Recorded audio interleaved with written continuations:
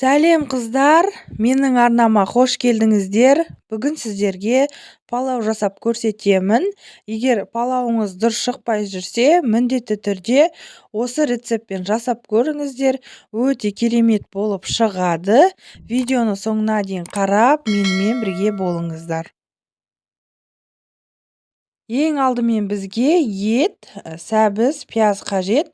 Мен сәбізді, пиязды алдын ала турап дайындап қойғанмын. Енді қазанымызды қыздырып, майымызды құямыз. Май қызғаннан кейін етімізді салып, жақсылап қуырып аламыз. Барлық керек затты описанияда қалдыратын боламын. Мінекей майымыз қызды, етімізді салып, қызарғанша қуырып алыңыздар.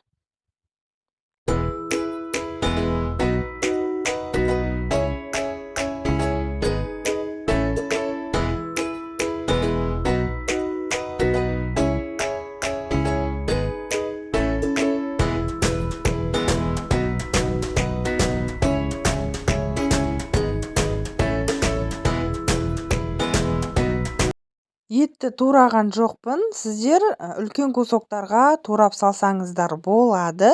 Етіміз қуырылғаннан кейін пиязымызды салып, жақсылап қуырып аламыз. Пиязымыз қуырылды. Енді сәбізімізді саламыз. Оны да араластырып, жақсылап қуырып алыңыздар.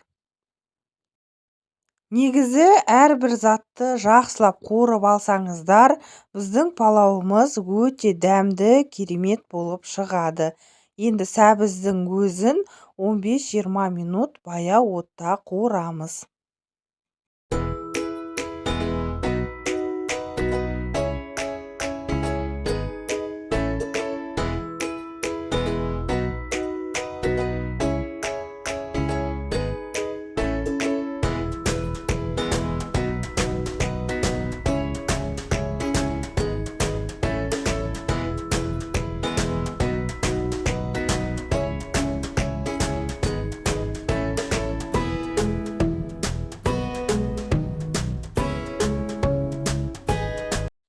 Міне, сәбіз қуырылды. Енді үстінен су құямын.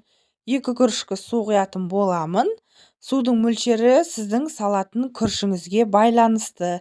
Енді 40 минут баяу отта қайнатамыз.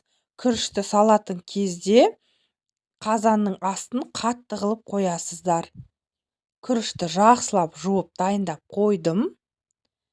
Газдың астын шығарып, күрішіңізді сала берсеңіз болады. Менде кәдімгі күріш, камалина күріші. Осыны салып, суы тартылғанша қақпағын жаумаймыз. Палауды жасаған кезде ең бастысы күріш салған кезде мұқият болуыңыз керек.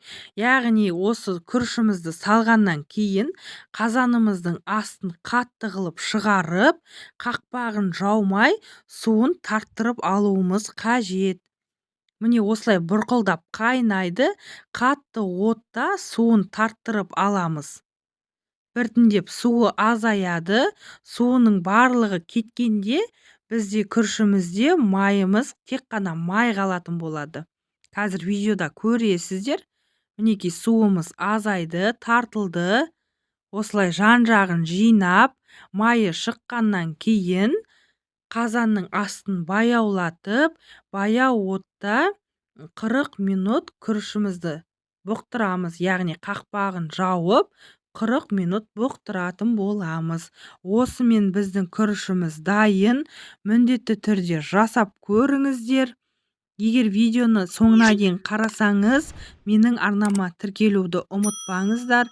Сіздермен бірге болған Салтанат. Назарларыңызға рахмет. Астарыңыз дәмді болсын. Осы рецептпен міндетті түрде жасайтын болсаңыз, күріштеріңіз өте керемет болып шығады.